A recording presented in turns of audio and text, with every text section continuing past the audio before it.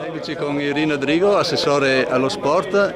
Nell'ultima intervista che abbiamo fatto lei ci parlava del campo sportivo di San Nicolò dicendo che forse era pronto per primavera. Siamo in estate e ancora non è pronto. Io vorrei un aggiornamento da lei in modo di dare qualche notizia in questo senso. Sì, certo, tutti ci auguravamo di poterlo inaugurare in primavera, però purtroppo il tempo non c'è stato così amico, c'è stato piuttosto nemico, per cui la ditta, soprattutto per quanto riguarda l'impianto elettrico inizialmente di illuminazione e adesso anche per quanto riguarda l'illuminazione, ha avuto per forza dei ritardi dovuti appunto al maltempo.